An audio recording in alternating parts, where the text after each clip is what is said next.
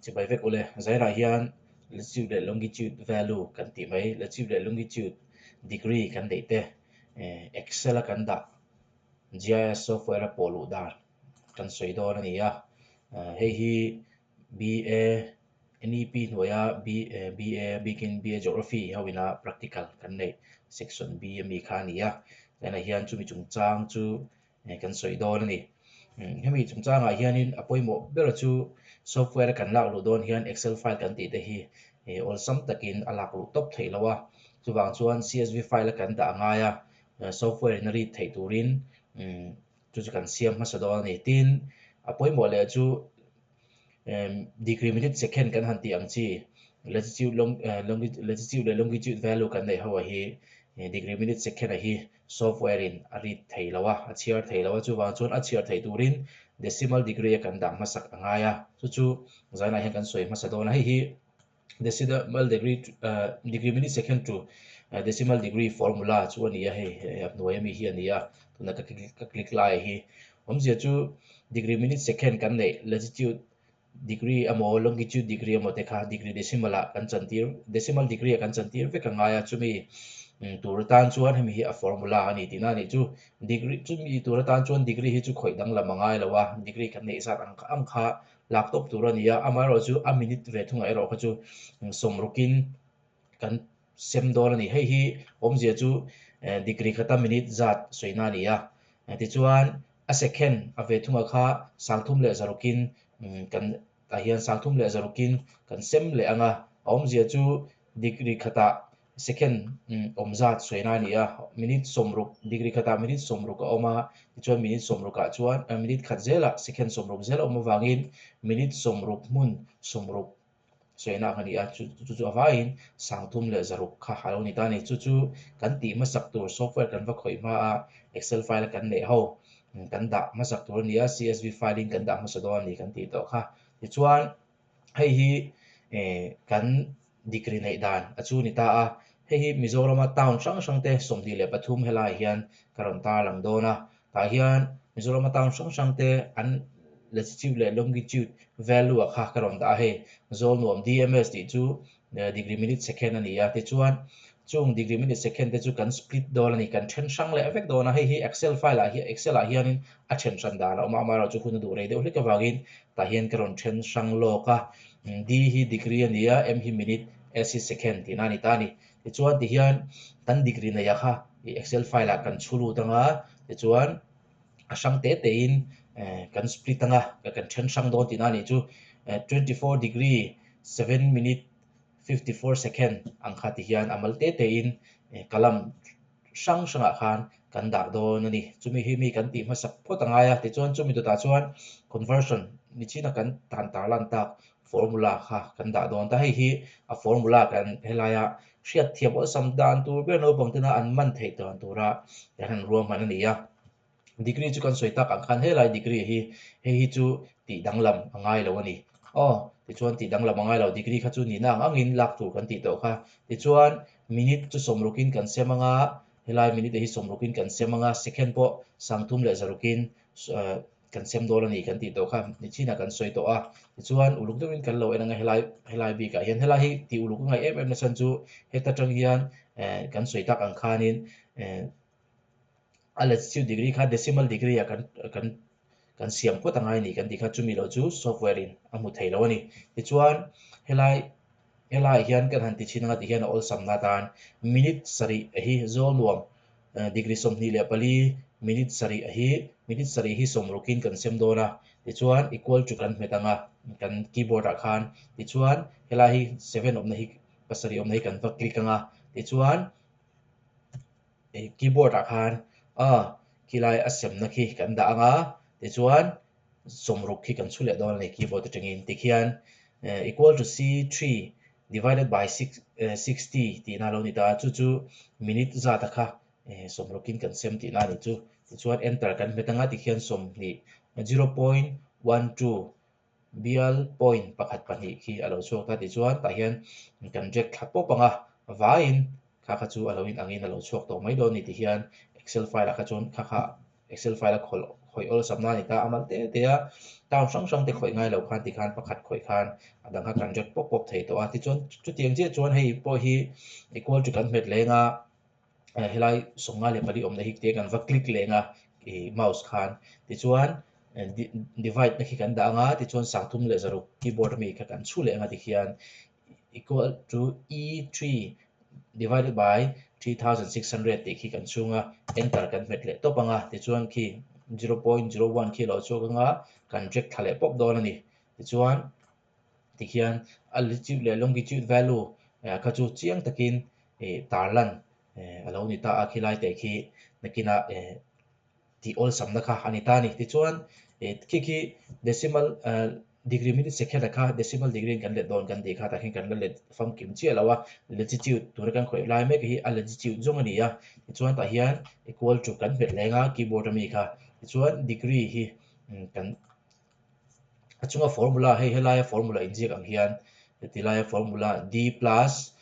open bracket m divided by 60 close bracket plus s divided by 36,000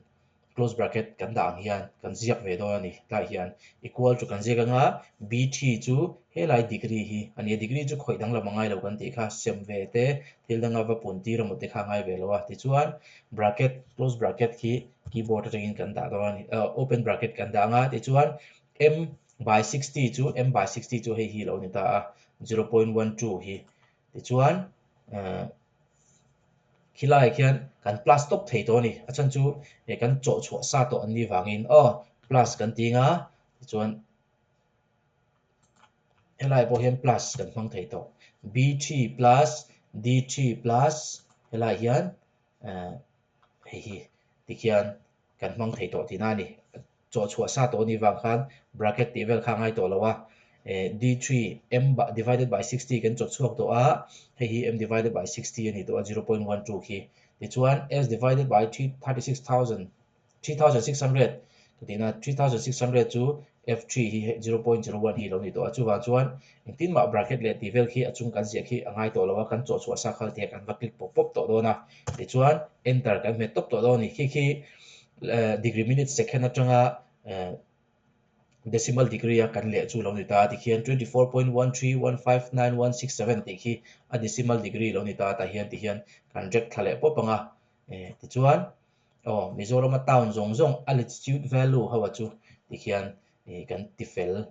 kan ti zo ti na an ta mai ni chu chu excel a khoi ol sam em na ni ta chu tiang chi chuan longitude lampang po kan khoi do na ta hian equal to kan tinga m chu 19 hi lo ni ta a divided by 60 keyboard mi kha kan met lenga chan enter anga ti khian kan rek le po panga ti khian alo chuak mai do na ti chu tiang che chuan ma sang che thau khan equal to kan tinga s chu hei hi 59 hi lo ni ta a divided by 3600 kan met lenga keyboard a ti chuan ki hi lo lang lenga kan rek thale po panga ti chuan longitude latitude lama kan khoi ang chi khan longitude ta po hian thil dang lam bracket ti vel achung mi khi chu a ko mo na mai ni a engma kha chut san pa ngai to lawa equal to kan metanga degree chu ti dang lam lo tu kan ti kha ti chuan m ti dang lam to minute kan ti dang lam to ka kha m by 60 kha hei achung mi m by 60 hi hian kan va click lenga ti chuan plus kan met lenga s by 3600 kan met lenga ti chuan enter kan met lenga ti khian degree decimal a khan alo in transform ve lo to tu ni chu dms kan ti degree minute second kha decimal degree dd a alo in thak ve lo thung ta ti chuan hemi te hi uluk deuhin kan copy anga ti chuan apia sheet danga hian ta hian kan da don ta ni ti chuan hemi hi kan copy anga ti hian kan mark anga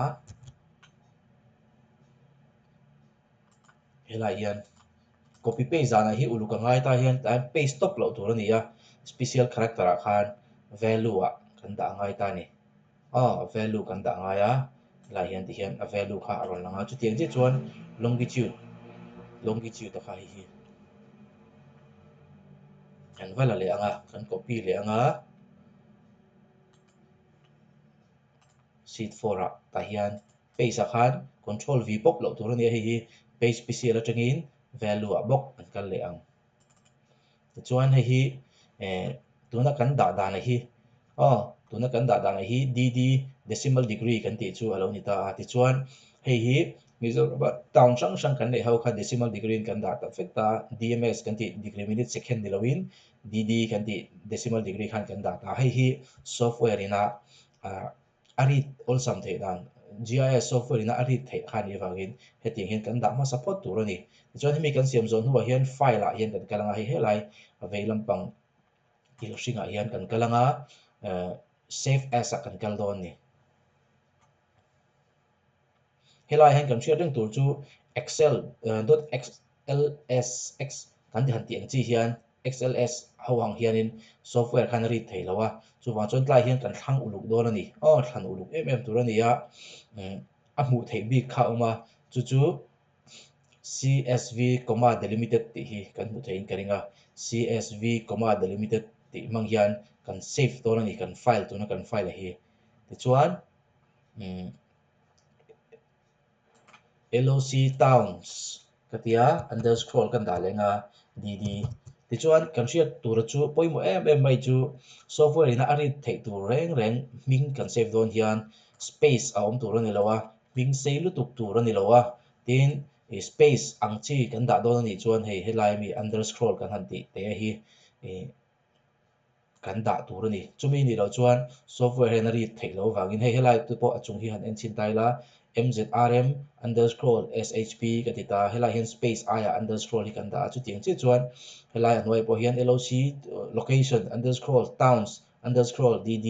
degree decimal takin a hriat aw sam thei tur tan khan ti hian kan da anga ti chuan kan save na tur folder kan vathlang kai chu alo in thlan to sa wangin tlai hian ka save mai don ani ti chuan hemi file te helai page te chau hi ka save du le du lo khati hiam in zo tanga kan esz langa ti khan a in save ta a ti chuan software kan hong to don ni hi ArcGIS ArcGIS 10 ani a hi kan man lai ni wang ArcGIS 10 hian engting ni kan po luang ti kha kan soi don na helai hi ti hian software kan lo hong sa a ti chuan helai hian add data ani a helai hi plus oma hi ti chuan heta tang hian software kha ni china kan thil save kha hei aron lang ta helai hi ti chuan hei alan lo chuan video danga khan engtin nge vala lu tu ti te kan soi to a kan lo en te langa ti chuan hei alak lu na chu connect to folder ani ya ti chuan hei lo lang lo pal ta se kan ti chin nge connect to folder helai hi connect to folder kan kalanga ti chuan pc this pc kan file om na kha kan save na kha khoi lai nge ti kha kan va zong do ani ke chu liba 6 semester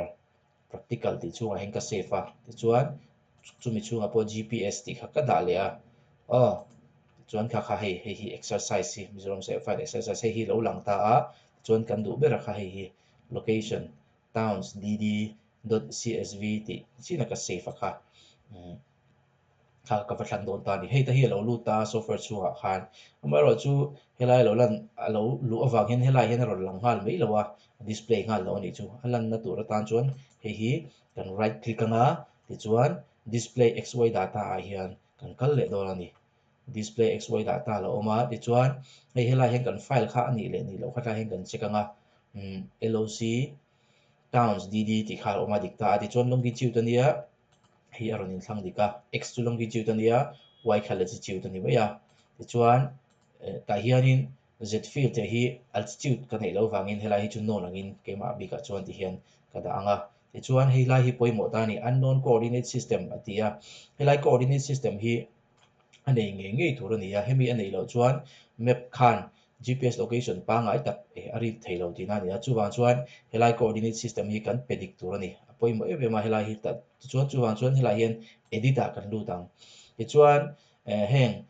hei ke chu kalo khoi to sa wangin hei hi kin kan lu na tur ani a wgs 1984 utm zone 46 node ti hi amaro chu ti hian in software khan in khoi hula khan ro lang hal don lawa chuwang chuan projected coordinate system oma geographic coordinate system oma hei chu nakina a hran pain hun alo om chuan kan la soi fenga tuna chuan ti hian a kal dan tur kan soi putang projected coordinate system a kan lu danga ti chuan alo in tlar tu alanga UTM Universal Transverse Marcator ti na ni UTM ti hita hian kan lu le anga ti chuan alo in tlar le tu alanga kan double click zelanga ti chuan WGS 1984 World Geodetic System ti na ni ya 1984 zok hi kan mang do ni 72 po oma chuan 1984 kan double click lenga ti chuan Northern Hemisphere alo om le anga Northern Hemisphere kan double click le ang ti chuan helai hian Mizoram hi eng zone ange kan om ti khan chian anga em ta hei hi UTM te poi ran pa zir thamania mar chu tun huna chuan ran pai kan soi longa ti hian kan lu na tur kan zu thlan na tur ani vai kan soi pot pot anga UTM Mizoram tu na kan om na zone hi 46 knot ani chuwa chuan 46 knot helai hian kan scroll thla zel anga 46 knot hei helai lo lang hi ti hian kan thlang anga anoi okay hi kan phet lenga ti chuan hei lai hian ron ziak ta a ti chuan okay kan phet anga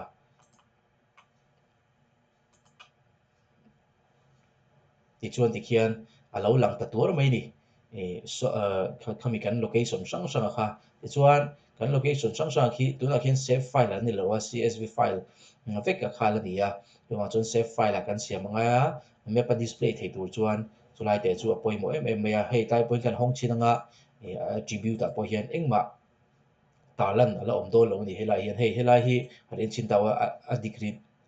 decimal hawa kha hian talan ron ni to a chuan amar chu save file ani lo wangin khlai te kha hi chu ala man tak tak thei lo ni chuwa chu save file a hi kan le vek kha anga ya chulai te chu poimo lai chu ani ta bok ani ti hian kan display to a nakina eng nge ni te kha kan ta langa ti chuan heng ho hi save file a kan siam le do ni hei helai lo lang tuna ron in generate chuak zo chi hi kan right click le anga ti chuan data a an hnuai ah hian kan kal thlanga ti chuan export data ah kan lut thla dawn ni export data kan right click anga kan scroll down anga ti chuan all features ti hi thlan tur ani a hei view extend ti te awma all features kan thlang anga ti chuan helai hian khoi angi kan save dawn ti kha folder kan thlang dawn ani folder kan thlang dawn a kan save du na tur kha kan exercise khoi lai kha khoi nge om ti kha kan save na tur kha ta hian thlan tur ani uluk deuhin man hmuh loin ta hian kan thlang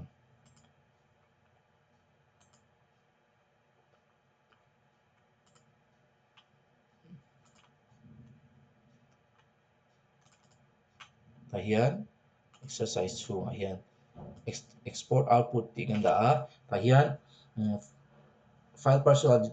save file tih hi chu kha chu ta hian a hming kan dah pawt ang towns underscroll shift le maina sim hetan ti chuan underscroll soina lo ni ta ti chuan towns location ani nga LOC kha kan hmang mai a hming sei deuh lo tur kan ti kha ti chuan file and personal geodatabase feature classes ti hi save as type a hian ta hian ati thlang hi kan ti thlanga save file ti te database feature class ti te awma save file ti hi kan thlang dawn ani ti chuan ti khian town underscore loc dot shp ti hi lo awmanga kan save ang ti chuan kan okay ang ti chuan khi rei lo te a ron in generate anga tlai hian kan display ngal du empty kha mai ron zawta okay kan tinga ti khian save file kha a ron in display ngal ta a ti chuan hei hi save file thar a chung zawk a hi layer a hi a chung zawk a hi a hnuai zawk hi chu du chuan kan paih bo deuh thei tawh kan remove deuh ang ti chuan khi kan save file a chu a lo awm ta a ti chuan folder a awm nge awm lo ti kha kan check duh chuan add data atangin hei ta hi town underscore loc.shp ti kha ta hi lo awm tawh a kan folder kan va save ta kha a lo awm tawh nge ni ti kha a chiang ta ni ti chuan ti khian save file kan nei ta Mizoram Excel file atanga kan lak lu a save file kan nei kan ti kha ti khian a lo in generate tawh a ti chuan kan ta lam chin anga ta hian Mizoram map kan dah chin anga exercise a hian kha dah sa a Mizoram save file a hi ti khian in hmuh thiam thei dan tur chuan khoi lai ah nge Mizoram khoi ta hi click anga holo in thlanga ti chuan Mizoram khoi lai ah nge towns te kha kan towns te kha awm ti kha ti khian chiang takin a rawn tar langa ti chuan a tih leh thei dana chu label satang properties tangin king ho khi aming khoila eng nge ni ti kha gan ta lang le chinanga ta hian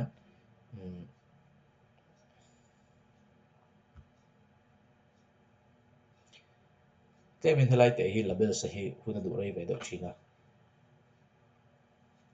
towns helai mi hi towns loc underscore loc ti kha kan va right click anga ti chuan properties a kan kal do ni ti chuan hei lir properties kha lo ni ta chuan label a kan kala helai hi a chung hi kan tik anga ti chuan towns a kha FID hi a ming ho a kha ni ta ti chuan kan tar lang chin do ni 1 2 3 4 ang hian a oma towns ti khian eng nge vai reng te chu mizoram mar to pa oma zol nuam bairabi kolasi not kon pui ma mit leng pui sai rang aizol darlon sai tual khozol champai khohai serchip then zol ai nei dewa biate not wa lai phai tlabung lung lei na thial long tlai sai ha ti khian mizoram a town sang sang ate kha chiang takin mepa kan ta lam thei ta ni hemi chin che hi kan soenga a chan chu map layouting hi a san pa in video ka da to tho wangin a sei video sei tuk do na chuwang chuan hemi chin a tar lam thleng te chau hi kun chung chu kan ti lang do ne ti khan excel file atanga excel file dms degree minute second atangin excel file a dd a kan leta